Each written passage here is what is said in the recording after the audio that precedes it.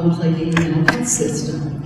Everything bad that happens in the mental health system starts with psychiatric diagnosis. There's a lot of talk about the harm from drugs, and of course that's very important, but there's so many other kinds of harm too. And I think often we don't go back to the fundamental building block of all of the harm, which is psychiatric diagnosis, because as you know, if they don't diagnose you, they're not supposed to do anything to you, good or bad. But once they give you any label from the DSM or the ICD, even if it's a label that, as many caring therapists tell me, oh, I just say everybody has adjustment disorder, that's sort of innocuous. It doesn't matter. All kinds of harm can come to you because once they give you any label, they can do just about anything to you in the name of treatment and never be held accountable for the harm that results. And the vast majority of both patients and professionals, not including those of you here in this room, of course, have very little idea how unscientific, unhelpful, and potentially harmful psychiatric diagnosis is. And on top of that, it is entirely unregulated. Now think about what that means, because it means it's even less regulated than the big financial institutions that just about destroyed the US economy.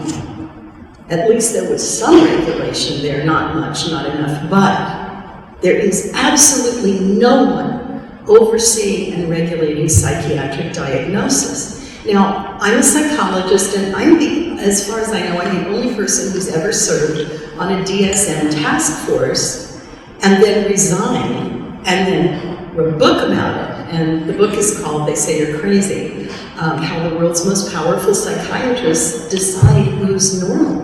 I was on 2 of the DSM-4 task forces, committees, under the task force that was headed by Alan Francis. More about that later. But I went into that work, those interactions with DSM people, as an advocate of the DSM because I believe they're advertising. I was training graduate students in clinical psychology in Toronto, and I said, isn't it wonderful? Here's this book, Diagnostic and Statistical Manual. That sounds so scientific. And so these experts have obviously read everything about human suffering and culled through what do we learn from this about how to reduce human suffering. And it's in this book. Aren't we lucky? I was quite shocked to serve on these 2 committees for 2 years before I resigned on ethical and professional grounds. I thought, I just can't keep doing this with these people who distort, ignore, or lie about what the good research shows. And when there's junk science that they can use to support what they want to do with diagnosis, they cite it as though it's well done science. So I want to talk briefly about the 3 big myths about psychiatric diagnosis. That the first one you've just heard now, it's that it's scientific. There are chapters in They Say You're Crazy going into great detail, but in an accessible way, about how they mess around with what they don't want in the book. And the reason there's a whole chapter, keep out what they don't want in the book. And the reason there's a whole chapter is because I don't want in the book. And the reason there's a whole chapter is because I personally, and the reason there's a whole chapter is because I personally became aware of so many of the ways, that they manipulate, became aware of so many of the ways that they manipulate and control what goes into that book and how it's done. Now, think about this. They present and advertise the diagnostic manual as though it's scientifically grounded. Now, if you imagine the sphere of psychiatric diagnosis, if you imagine it as a sphere and they say it's filled with good science, but we know it's not. So you take all that stuff out.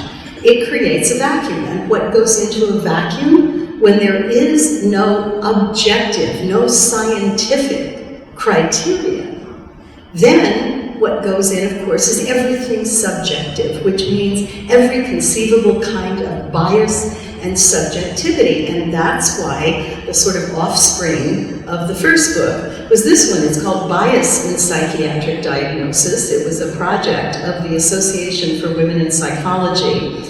And in this book, there are chapters about how psychiatric diagnoses are created and applied to real living people in ways that are profoundly sexist, racist, classist, ageist, homophobic, and heterosexist.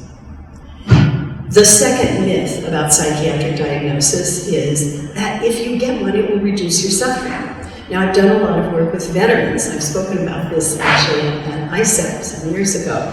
And a lot of veterans say, I love it when somebody says, you have PTSD. If you ask them why, well, there are two kinds of reasons. One is, and this applies to people who are not veterans, getting labels. Often it's the only time somebody has said to them, I believe that you're suffering. Now, why don't we just say, I believe that you're suffering, and let me hear from you in what ways you're suffering, and let's think about how we can reduce that suffering. And that veterans, and also parents of school children, lots of other people who are looking for benefits or services that they're not allowed to get until they get a label, will say, well, it's a route to getting what I want. And what I say to those people is, since I can't say the magic word and change the systems for you, if getting the label, if accepting it, gets you something you desperately need and you can't get any other way, then okay, but know in your heart that you are not mentally ill. And also, ask the therapist who's giving you the label to do certain things to try to minimize the harm. For example, on the page where they write the diagnostic label, they should say something like, the fact that this person has been given this label should not be taken to mean anything at all about their ability to be a good citizen, a good parent, a good student, a good employee, and if you ever have any question about any of this, please call me. It's the least we can do. Not to mention, anybody who's going to give someone a label needs to make sure that there is real informed consent. Mad in America has just done a wonderful webinar series about what is true informed consent. Almost nobody says to someone, they're going to label. I'm going to give you a label, but I'm going to tell you here's how I'm going to try to minimize the harm that you might suffer because of it, and almost nobody ever says to them, and let's talk about the truth about psychiatric diagnosis, because I don't want you to leave here thinking, I am bipolar, or I have some sort of awful mental illness, rather than that I'm suffering in particular ways, or I'm confused, or I'm terrified. So the third myth is that psychiatric diagnosis doesn't cause any harm. And that's one of the main reasons that I resigned from the DSM task force, because when I said to them, here are letters from people whose lives were ruined in a wide variety of ways, and it all started with getting a psychiatric diagnosis. They would go to media people and talk about how there's absolutely no harm from this. Now, the kinds of harm, every time, but I've been working in this area since about 1984, 85, and every time I think, now I've heard every category of harm that starts with psychiatric diagnosis, I hear another one. So the kinds of harm can range, to name just a few categories, from plummeting self-confidence. How many people who are therapists have had someone come to see them and say, hi, I'm Mary, I'm bipolar. That's their whole sense of identity. So from plummeting self-confidence to loss of child custody, to loss of employment. That's supposed to be against the law. You're not supposed to be able to fire or not hire somebody because they have a psychiatric diagnosis, but it happens all the time. Ask lawyers who deal with employment discrimination. What happens is that the employer doesn't say, well, they're mentally ill, so I don't want them. They say they're not a team player, or there were personality problems, or they didn't do the work appropriately. Other kinds of harm, loss of security clearance or failure to get it, loss of friends and family support, loss of the right to make decisions about your medical and legal affairs, and even death. Those are some of the kinds of harm. I wrote a play, among other things, as a way to try to inform the public about what goes on in the system. And the play's called Call Me Crazy. And in it, one of the patients, mental patients in quotes, it does the following monologue. She says, I was a child of disco. I felt free and strong. I went on the pill, slept with anyone I wanted.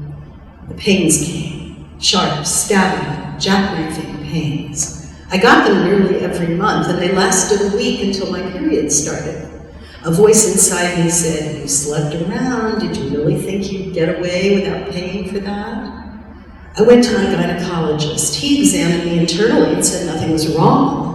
I asked him, how can nothing be wrong when I'm in excruciating pain? And then he asked me, as though this was an answer to my question, are you under a lot of stress? Comedies, ate all the Hershey Kisses I wanted. If you thought dizzy, I watched a lot of comedies, ate all the Hershey Kisses I wanted. If you thought I was relaxed, I watched a lot of comedies, ate all the Hershey Kisses I wanted. If you thought I was relaxed and happy before, you should have seen ate all the Hershey Kisses I wanted. If you thought I was relaxed and happy before, you should have seen me that month. Then the pains hit again, just as hard as ever. I went back to the gynecologist. I had an idea. Could I have some kind of infection? Inside?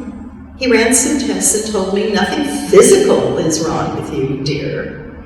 He sent me to a psychiatrist who told me I had premenstrual dysphoric disorder and put me on antidepressants.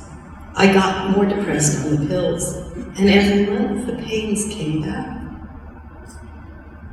6 weeks ago, my gynecologist operated on me for a cyst.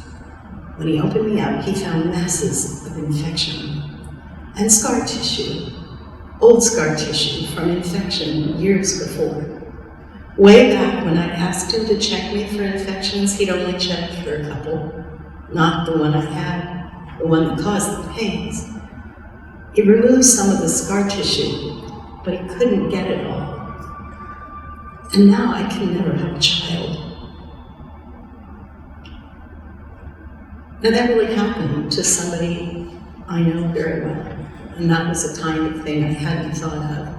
And since then, I've heard of many instances of people who had real physical problems that get mislabeled as psychiatric. And people get sicker and sicker, and they have more and more pain, and they can even die while their real problems are ignored. I knew one veteran who was physically injured serving in the Army. She was paralyzed. She had a spinal cord injury, and she went to see a spinal cord injury doctor, a woman at the VA, who refused even to do any scans, any kind of studies, because the woman had also been sexually assaulted while in the Army, and because that upset her, she was diagnosed with borderline personality disorder. So the spinal cord injury specialist refused even to assess her for the physical problems because she was psychiatrically ill,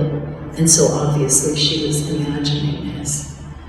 So those are some of the kinds of harm. Now, just when I thought I'd seen how utterly unethical the enterprise of psychiatric diagnosis is, I got a phone call from someone whom I swore to secrecy, not to say who it is, who said, have you seen the Rosman Report? I didn't know what that was. Dr. David Rosman is one of the top medical ethicists in the country. He's at Columbia University. And he had been asked to write an expert witness report for antipsychotic drug, Risperdal. And Dr. Rosman had access to internal, and Dr. Rosman had access to internal emails that Dr. Rosman had access to internal emails that went between the subsidiary of Johnson & Johnson called Janssen that had produced and was marketing Risperdal, and Dr. Alan Francis, who had been my sort of boss, the head of the DSM-4 task force. Now, let me tell you what I learned from reading the Rosman Report. I was astonished. What I read about was what has to be the greatest conflict of interest, the most shocking one in the history of the modern mental health system. Here's what happened. In 1994, the DSM-4 was published. So that made Alan Francis the king of psychiatry, really globally, right? Because it's marketed in so many different countries and languages. He was considered, and many still consider him, the most important and powerful psychiatrist in the world. The year after the DSM-4 was published, the correspondence between him and the people at Janssen Pharmaceuticals begins. And here's what happens. Risperdal, as you may know, was one of what have been called the second generation antipsychotics, right? Not the earlier ones, but the second generation. Alan Francis says, I have two colleagues, one at Columbia, one at Cornell, and he was at Duke, and he said, we are going to write a practice guideline for you. Now, you know what a practice guideline is. It's where therapists say, oh, okay, I'm diagnosing this person with X label. Now, how do I treat X? Oh, let's go to the practice guideline. And they're usually written by the APA or people connected with the American Psychiatric Association. And they're treated as though they're scientifically solid. So Alan Francis says, we're going to write a practice guideline for you, and here's what we're going to say. First, we're going to say that the second generation antipsychotics are more effective than the first generation antipsychotics. There was no scientific evidence of that, and there still isn't. He didn't say that himself. And the second thing we're going to do, he said, is we're going to say that of the second generation antipsychotics, Risperdal is the one to use. So there he is, the king of psychiatry, making this offer. Now, what Janssen was supposed to do in return was to pay the three of them just under $500,000 with a $60,000 bonus if they did it really fast. So they did it, and they did it really fast, and they got all this money. And then Alan Francis writes to the people at Janssen, and he says, now the three of us have constituted ourselves as EKS, Expert Knowledge Systems, and we've got a marketing plan for you for Risperdal. So there's not even any pretense that this was science or this was about trying to help suffering people.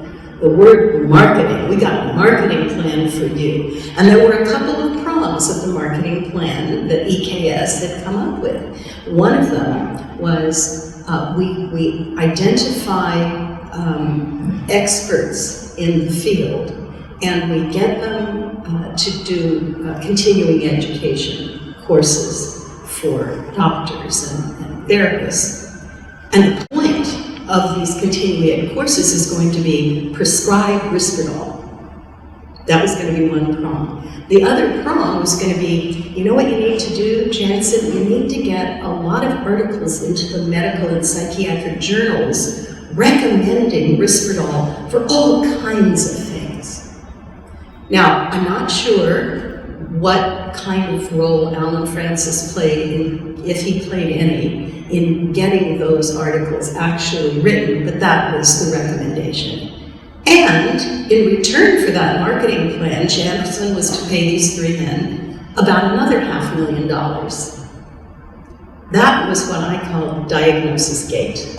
And I wrote an article about it, and it was, I never write anything that I can't back up, and it was rejected by all kinds of US journals, scholarly journals, professional journals, and by general media.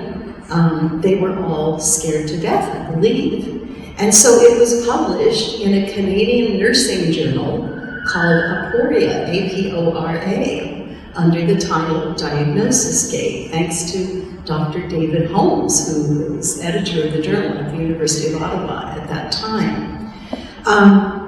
Now, I want to continue from there to talk about how, knowing this, we need to understand what we're up against in trying to make changes and educate people. Oh, sorry, I wanted to say one other thing about Diagnosis Gate first. And that is, part of what I wrote about was what I just told you, but I also said, you know, I read everything I could get my hands on these cases in which attorneys general in a lot of states around the country sued Janssen Pharmaceuticals for this false marketing, misleading marketing of Risperdal. And in not a single one were the names of Alan Francis and his two colleagues mentioned. They mentioned some of the people who taught the continuing ed courses. That was way farther down in the pipeline. But the names of the three people without whose foundational work none of this could have happened were not mentioned.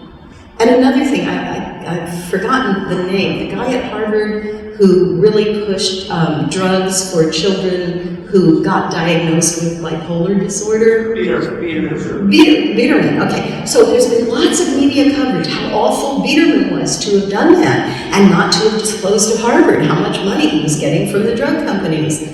But he couldn't have done what he did without what Alan Francis and his two colleagues did. So to me, this is an ongoing mystery. I don't know the answer. Why have they not been mentioned in the media stories? Not even, there was one in which the Rosman Report was even mentioned, but this is what the Rosman Report is all about. So they mentioned the Rosman Report, but did not mention these three people.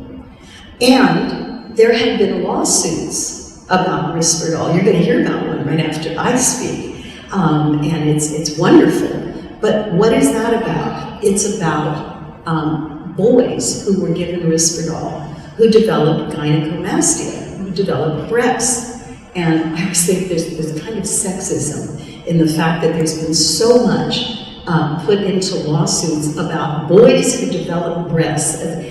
Can you imagine anything worse? Being male and looking in some way female. Oh my God. When, I'm not saying there's nothing awful about that. I'm sure it was embarrassing and so on for these boys and young men. But listen to the kinds of effects that Risperdal is known to have. And while I'm getting to the right place, let me just say, I want to urge people never to say side effects again, because that's a marketing term. These are effects, or negative effects, all right? So let me just read quickly one paragraph from my Diagnosis Gate article. Both US and European government data have shown Risperdal to be one of a number of atypical antipsychotics which over the years have been prescribed for less and less serious emotional problems, including distractibility, anxiety, insomnia, depression, including in adolescents and even children. Its use is marked by a vast array of negative effects on a striking number of physical systems, whole systems. These include, this is a long list, and where are the lawsuits about these? Drowsiness, dizziness, nausea, vomiting, diarrhea, constipation, heartburn, dry mouth, increased saliva production, increased appetite, weight gain, stomach pain, anxiety, agitation, restlessness, difficulty falling asleep or staying asleep, decreased sexual interest or ability, vision problems, muscle or joint pain, dry or discolored skin, difficulty urinating, muscle stiffness, confusion, fast or irregular pulse, sweating, unusual and uncontrollable movements of face or body, faintness, seizures, Parkinsonian symptoms such as slow movements or shuffling walk, rash, hives, itching, difficulty breathing or swallowing, gynecomastia, and painful erection of penis lasting for hours. Okay, so that's another mystery. There's the media coverage mystery, and there's the mystery about why are almost all the lawsuits just focused on gynecomastia in males. So why am I talking about this so much? Because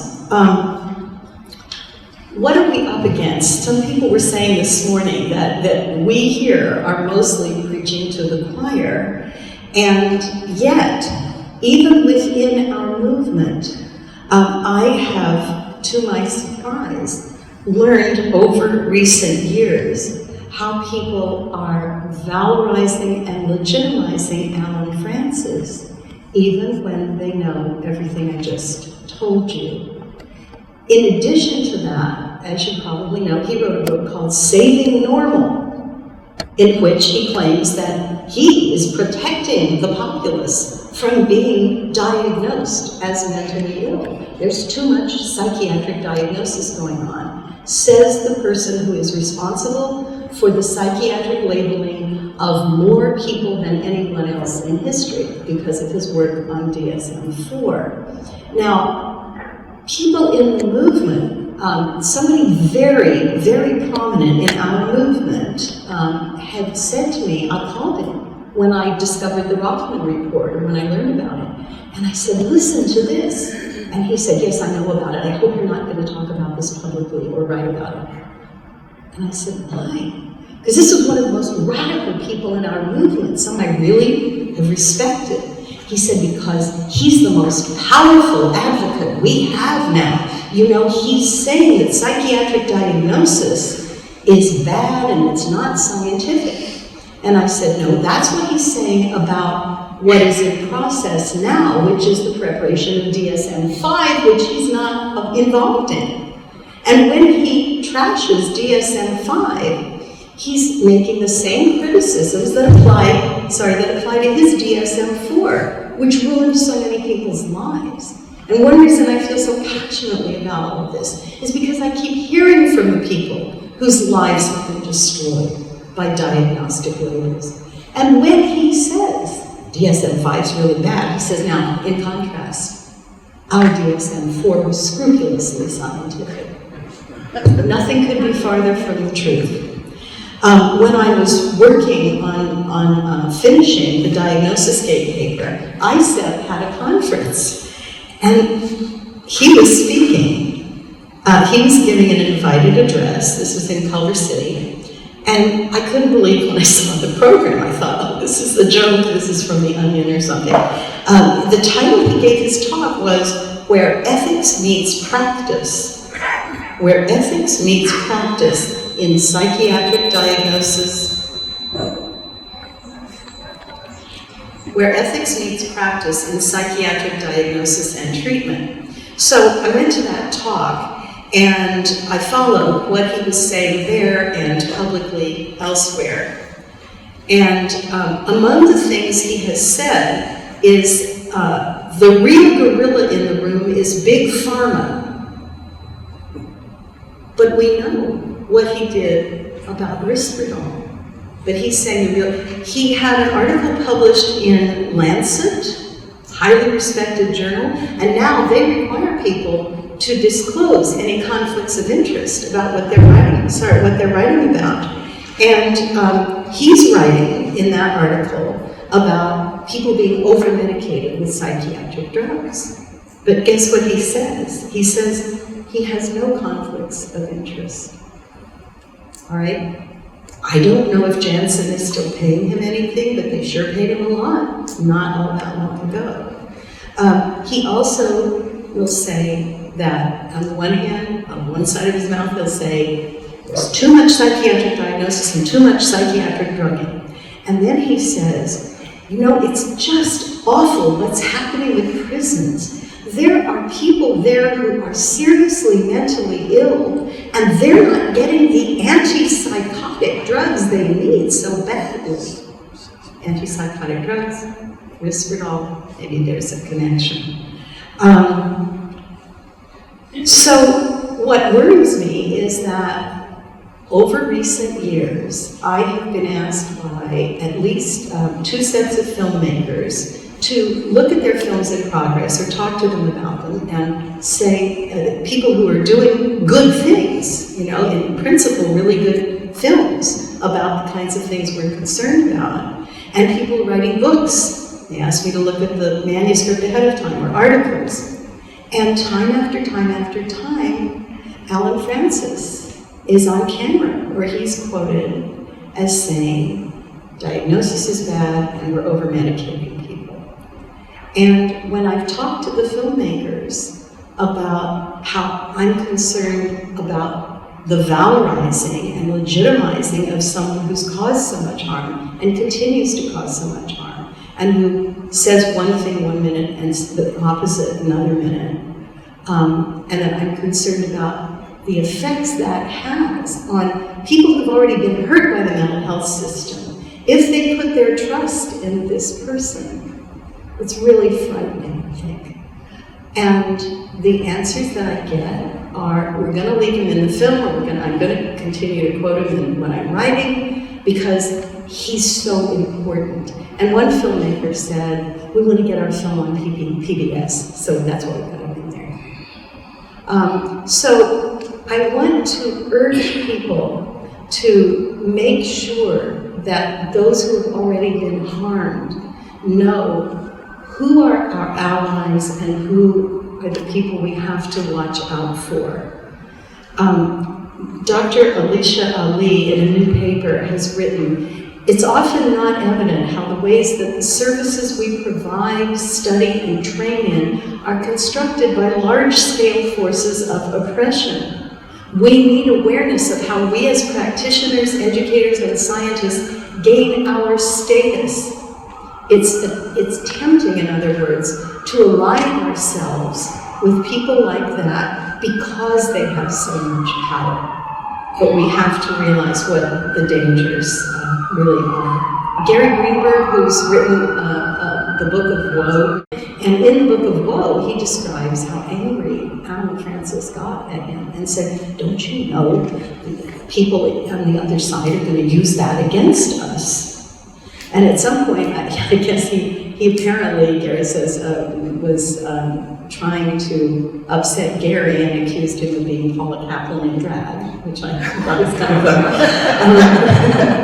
fun. So we have to warn people in every way we can about the false sense of security that comes from believing that someone powerful is in their corner if they really aren't. And I think this is all a tragic manifestation of how totally powerless people in this movement often feel, that they will legitimize and valorize people who have harmed them. And so it's on ourselves that we need to rely. So now some solutions, and I'm going to go through them very, very quickly. Some of these things I'd love for ISEPP or others of you here to consider doing. Some years ago, the wonderful David Walker, who's here at the conference, wrote a great position paper for ISEPP about the harm from psychiatric diagnosis. I'd love to see that get out there widely. It was just exquisitely done. Many, many years ago, I started a petition calling for congressional hearings about psychiatric diagnosis. We've never had them, and since it's totally unregulated, don't we need to have what is these days called a national conversation about it? Let people who've been harmed by diagnosis testify at the hearings.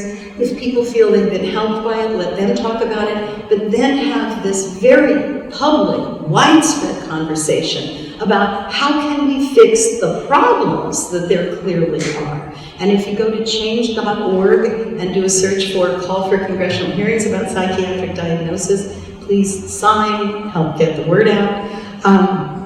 Then some years ago, I put out a call for people who've been harmed by psychiatric diagnosis to get in touch with me. I said, Jim Gottstein, you know, the wonderful, brave Jim Gottstein attorney, had suggested to me that since in all these years I hadn't been able to find a lawyer who wasn't a Scientologist, because I won't work with them, who would take on a lawsuit about psychiatric diagnosis. Jim said, I think the way to go is to file complaints with the American Psychiatric Association's ethics department. So, I don't know why, only women came forward saying they were willing to file complaints. We filed 9 60-something page complaints against the various people in the APA and the APA itself. And each woman told in a couple of pages her story. She said, here's what was happening to me that I think led to my getting diagnosed as mentally ill. And here was the diagnosis or the labels I got. And then here were the awful things that happened to me because of it. And sometimes they said, but here's what finally did help. And it wasn't the traditional kind of approaches. So we filed those complaints with the APA. And of course, predictably, they dismissed them with no attention to the merits of the complaints and with 2 quote-unquote reasons they gave for dismissing them. Now, each of those reasons was totally erroneous. So I wrote back to them and I said that. And I said, so how do we appeal? And they said, there isn't one. There isn't a way to appeal. So one of the complainants and 2 activists in the movement and I went to APA headquarters and we asked to meet with the head of the ethics department. We were thrown out of the building. Security guards came and escorted us out. They said, well, why do you want to meet with her? And I said, because we want her to see a human being who has suffered and who was one of the complainants. And then talk about what is the APA prepared to do? Well, nothing.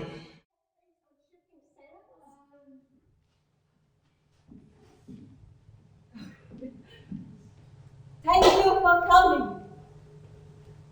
I'm Amalia Freud. Amalia Nathan's son, Freud. I live to be 95 years old.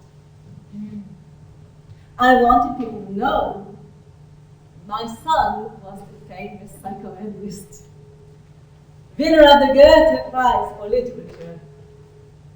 But behind their polite smiles, I saw the thought, this is the mother. Whose son discovered that all the boys want to have sex with their mothers. Discovered. And about girls and their mothers, what did he discover? That our daughters resent us for not having had the courtesy to provide them with a penis. They were down on us because we don't have a penis. I had 5 daughters. How do you think his words made me feel? I love my city, but this is too much. He told people all his life he felt like a conqueror because he was my indisputable favorite. So he thought. Truth is, I adored all of my children. How could I not? Sigmund was my firstborn.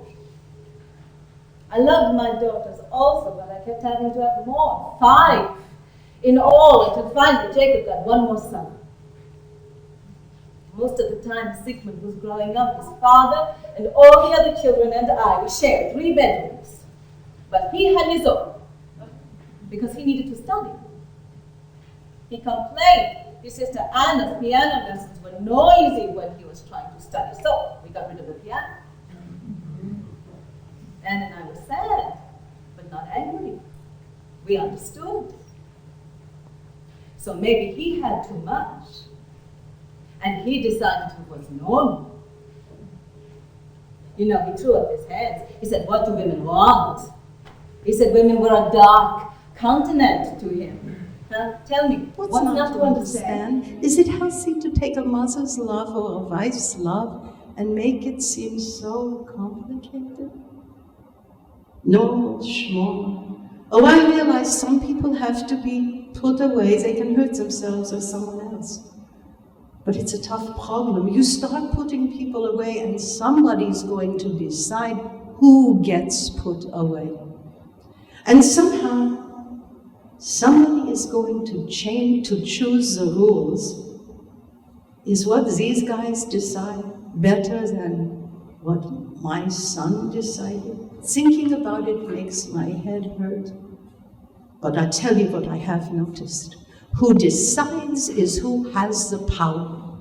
And somehow they always seem to decide it's the ones the most like them who are the good, the healthy, the deserving.